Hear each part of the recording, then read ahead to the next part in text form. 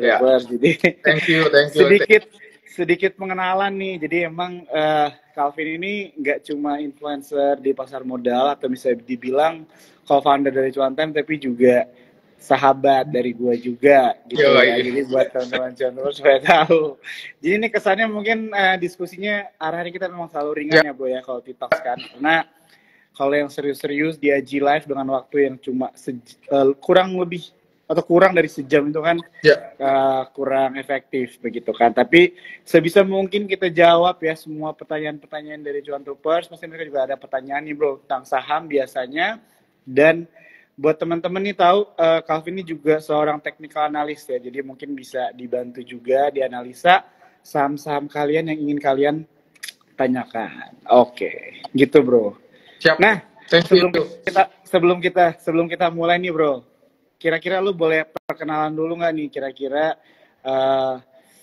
pengalaman lu singkat aja di dunia pasar modal tuh gimana dan sebagainya, boleh nih di-share sama teman-teman Cuan. Oke. Thank you Joe by the way, dan by the way thank you juga buat Sukor juga yang udah invite ya. Beberapa kali kan sama Cuantem sama founder kita Bro Henry gitu ya. Beberapa kali juga Joe suka join juga bareng gitu. Nah, ya kebetulan emang kita kenal udah cukup lama juga sama Joe juga nih, karena kita sempat project bareng juga ya, pernah kita ngerjain bareng juga. Jadi thanks a lot lah, jadi kita bisa ngobrol-ngobrol di sini. Jadi thank you ya buat juga Cuan Troopers juga yang udah join hari ini nih, 39 orang, thank you. Nah mungkin perkenalan diri terlebih dahulu kali ya. Perkenalkan Cuan Troopers, nama saya Calvin Agustinus, sejati bisa dipanggil Calvin Cheng. Kenapa panggilan inilah panggilan market aja ya. Biasanya kan kalau nama market beda-beda tuh gitu ya. Gitu, jadi panggilan market aja. Jadi panggilannya bisa Koko Cheng, Koko Calvin, ya terserah mau panggil siapapun gitu ya. Nah, kalau saya pribadi di dunia financial market udah dari tahun 2017, 2018 gitu ya. Jadi udah cukup berapa lama tuh? 6 tahun, 7 tahun ya di market. Tapi awalnya memang terjun di forex gitu ya. Di forex dulu terjun, baru ketika tahun 2020, 2019 tuh baru masuk ke saham. Jadi benar-benar literally saham tuh 2019, jadi sebelum itu di forex gitu ya. Jadi ke sana, nah akhirnya mulai terjun juga di NFT ya, kripto. Jadi belajarin juga di dunia financial market tuh seperti apa sih. Jadi nggak cuma di satu bucket doang ya. Cuman paling besarnya memang di saham. Kenapa? Karena saham ini salah satu faktornya adalah kita bisa taking control duit kita gitu. Jadi kita bisa anggapannya investasi ataupun trading ya, kita kalau bisa di sini trading ya, kita bisa lihat secara jelas nih barangnya tuh di mana gitu. Jadi kita bisa kelihatan kalau misalkan di kripto ya, kalau kripto kan memang global marketnya gitu. Kalau apalagi forex kita kan rasanya cuma buy kontrak doang, nggak ada fisiknya. Sedangkan kalau saham ya kita bisa mempunyai, anggapannya kita bisa saham BCA ya, kita punya jadi kepemilikan di BCA gitu, walaupun cuma 0,001% doang gitu. Cuman at the end kita punya kepemilikan di sana gitu. Jadi that's the thing sih. Jadi kenapa saya pribadi mungkin kenapa terjun di saham juga karena itu, karena at the end mau cari duit dari kerja, dari usaha, mau dari forex, mau dari kripto, ujung-ujungnya taruh di saham. Kenapa? Karena lebih aman, lebih safety, dan lebih liquid juga gitu. Itu sih. Oke. Siap, thank you banget ya bro ya untuk penjelasannya. Jadi tadi kalau yang dari gue dengar, jadi penjelasannya adalah lu itu awal mulanya forex duluan gitu ya.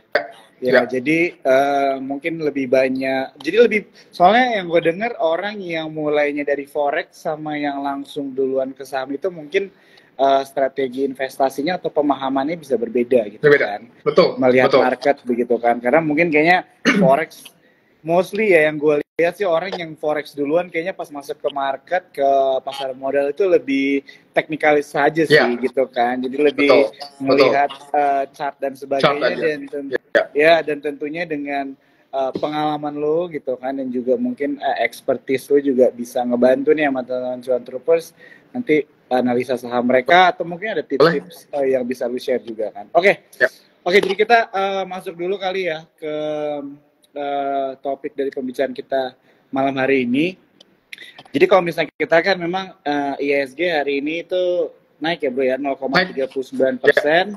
Dan kalau misalnya kita lihat dari hari ini ke belakang, 5 hari ke belakang itu memang naiknya masih 1,15%, gitu kan. Dan masih bisa dibilang sebenarnya market masih cukup sideways sekali ya. Ya. Tergantung dari timeline juga sih kita ngeliatnya gimana. Nah, seperti pertanyaan yang gue tanyakan ke semua narasumber atau influencer yang gue ajak ngobrol di TikTok, tanggapan lo mengenai market kita itu sekarang gimana nih? Oke. Boleh di-share sama teman-teman yang lagi nonton malam hari ini. Oke, boleh. Sebenarnya ya kalau misalkan untuk IHSG sendiri sebenarnya gue pribadi cukup confident sih Joe untuk IHSG karena kan kita udah memasuki akhir tahun juga gitu ya. Dan pembahasan hari ini kita ngomong window dressing juga nih. Jadi kebanyakan emang di akhir tahun kan orang-orang bahas window dressing, Santa Claus rally gitu ya. Yeah. Jadi nanti kita akan coba bahas. Cuman basically kalau kita ngomong secara teknikal ya, teknikal sebenarnya gue pribadi ada share juga di Instagram gue ya every week gitu ya, pandangan mengenai IHSG itu seperti apa setiap minggunya. Memang kemarin tuh sempat turun sampai ke level 6.800, 6.600-an gitu ya, lately di 2 minggu lalu gitu ya. By the way, sorry gue motong nih bro. Gue mau inform, kalau misalnya lu mau switch kamera, nunjukin layar lu juga boleh ya, biasa banget. Jadi kalau lu mau nunjukin chart dan sebagainya, kedepannya kalau lu mau show something, boleh banget. Oke, thank you. Tapi nggak apa nih, ini cuman glimpse aja sih, karena kalau kita ngomong nanti by chart, kayaknya nanti mungkin next kali ya. Boleh. Ini lebih intop. Yeah. Jadi, kalau untuk secara harga, sekarang kan IHSG 7.000 ya, 7.041, jadi masih, menurut gue pribadi masih cukup kuat untuk naik ke atas lagi, 7.100, 7.150, ini kalau opini gue pribadi. Kenapa? Karena gue ngelihat kemarin bottoming yang di 6.800 tuh ada kemungkinan dia changing direction dari awalnya sideways tadi dibilang Joe to bullish lagi gitu. Jadi memang tunggu satu movement ahead ke 7.100, kalau dia bisa sampai ke area itu ada kemungkinan IHSG lanjut bullish lagi gitu. Karena ya kan lately dari Februari, Maret, April, Mei, Juni sampai Agustus itu kan masih sideways mulu ya harga IHSG gitu ya. Beberapa saham juga gitu-gitu doang gitu. Jadi kalau banyak yang bilang saham sepi ya, banyak kan kalau orang-orang market gitu ya, saham sepi ya memang benar adanya sepi juga, walaupun dibandingin sama COVID ya, kalau kita ngomong COVID. Cuman kalau gue pribadi ngelihatnya justru ini market realnya gitu loh. Kenapa? Karena COVID kan emang orang-orang berbondong-bondong gitu ya, tiba-tiba udah masuk saham ya, even semua lah, kripto semua sama ya, forex juga sama, orang terjun di sana sini karena punya waktu gitu ya. Sekarang udah balik normal lagi, orang-orang udah fokus kerja lagi, fokus bisnis lagi. Jadi ya bener-bener ya udah investasi aja deh. Yang trading ya yang trader doang nih, yang bener-bener trader doang. Udah bukan yang retail, bener-bener retail lagi. Jadi makanya that's why sekarang butuh ada momentum-momentum lagi. Contoh kayak misalkan kayak gini window dressing ya, kita lihat kan kemarin beberapa saham juga naik kayak Goto ya. Terus brand ya kan? Brand naik, Tuan ya, itu kan emitennya Pak Prajogo gitu ya. Jadi banyak banget sentimen positif yang bagus di market, jadi bikin orang tuh tertarik lagi. Bikin orang tuh interest, oh ini lagi oke nih, marketnya lagi ada sentimen positif, itu baru masuk. Nah biasanya ketika kayak gitu marketnya akan balik naik lagi. Nah itu makanya kalau menurut gue pribadi Jo, jadi kalau untuk sekarang IHSG menurut gue masih cukup positif banget menurut gue ya, bisa sampai 7.100, 7.150 gitu ya. Hopefully bisa kecapai di akhir Desember ini. Nah kemungkinan nanti kan beberapa saham-saham kayak contoh saham banking gitu nanti juga pasti naik juga gitu. Itu sih untuk IHSG ya.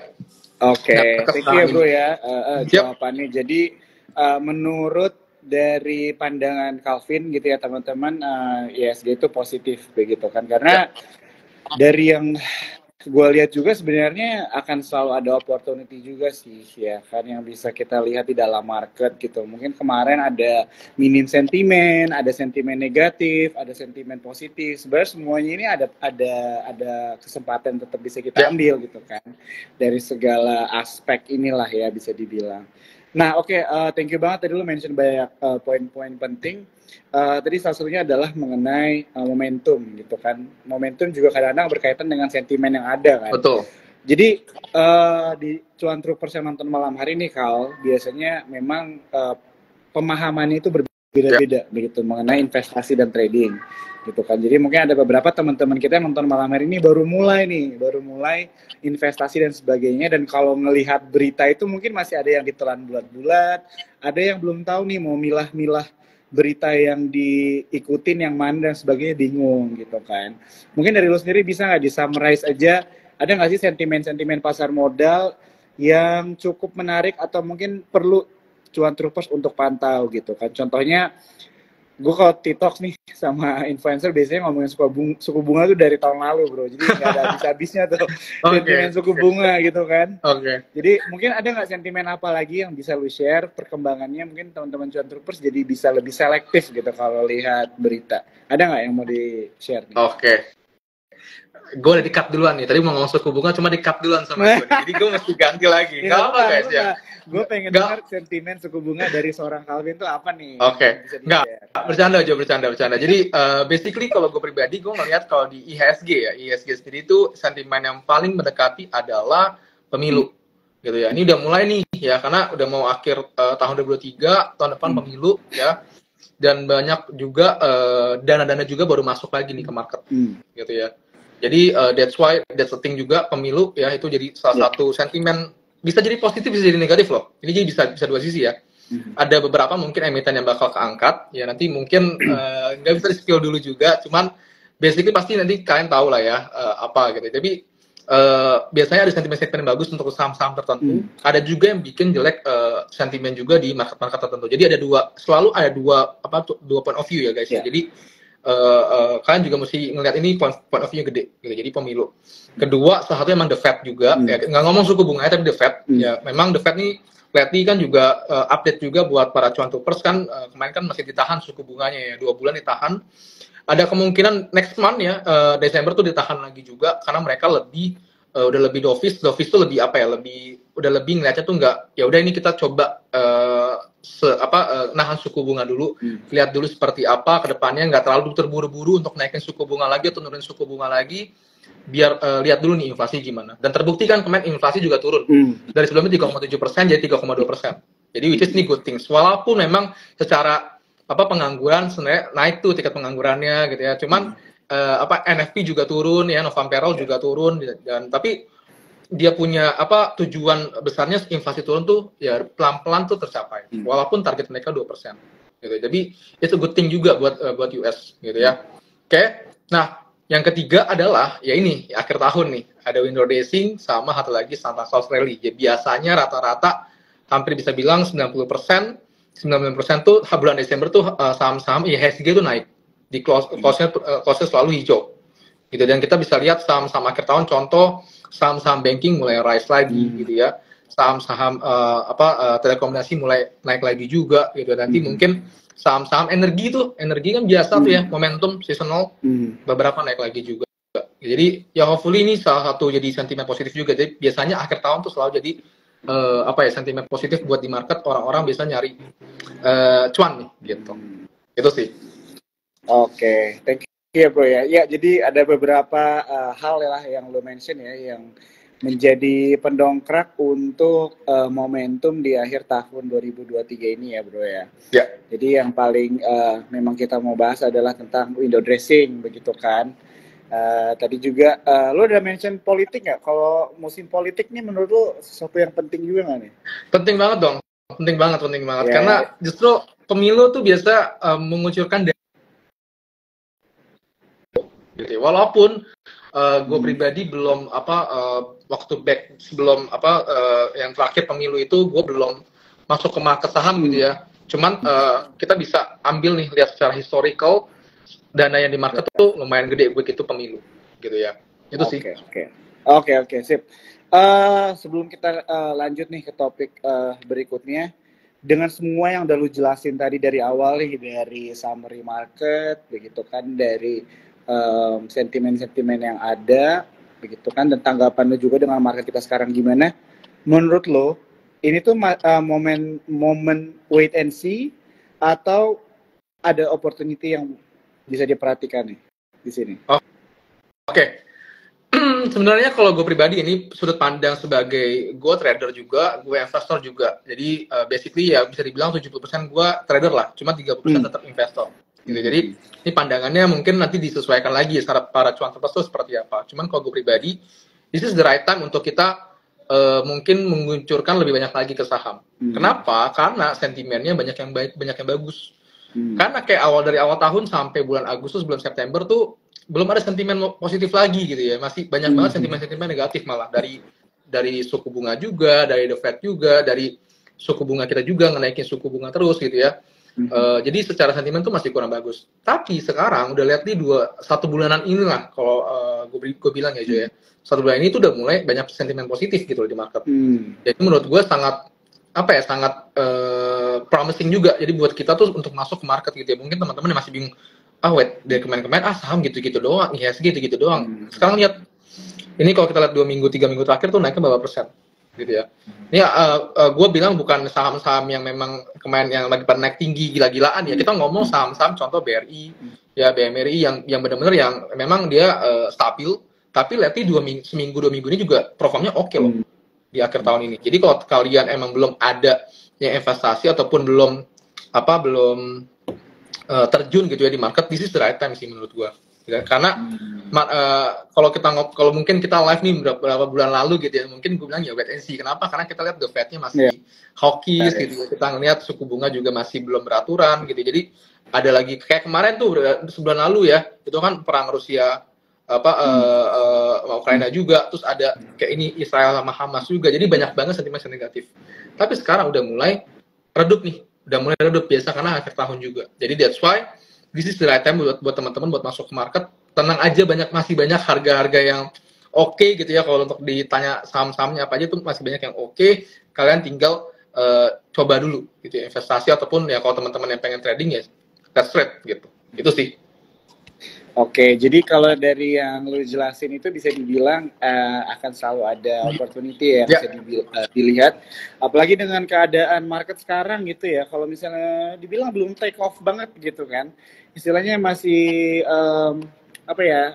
transisi ya dari kemarin mungkin market yang katanya sepi gitu kan, dan juga sideways dan sebagainya dengan sentimen yang ada. Tapi sekarang kelihatannya sentimennya sudah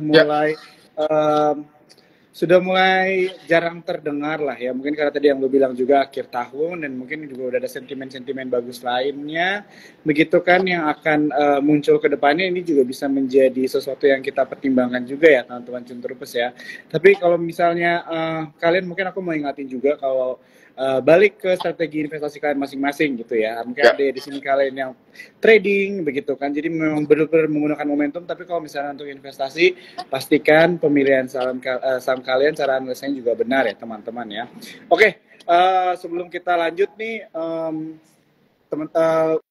mumpung yang nonton lumayan banyak, gue mau ngasih tahu ya buat teman-teman Cuantrupers semua bahwa IG Live ini akan nanti di save ya. Jadi kalau misalnya ada yang baru join di pertengahan begitu kan, jangan khawatir, kan bisa nonton dari awal ya. Oke, dan buat kalian juga yang belum punya akun RDN bisa buka di form.sukorsekuritas.com. By the way, Calvin, mumpung lagi rame nih yang nonton, gue juga kayak ngasih platform nih buat lo. Mungkin banyak di sini teman-teman Cuantrupers yang juga belum tahu nih Cuan Time itu apa. Lo mau share sedikit nggak buat komunitas lo? Karena tadi udah gue jelasin di awal, komunitas itu penting bro di dunia pasar modal gitu kan. Tagline-nya Sukor aja stronger together bro kan. Kalau misalnya sendiri kan susah kan gitu. Jadi boleh nih di spill kira-kira apa sih tuh Cuan Time? Oke.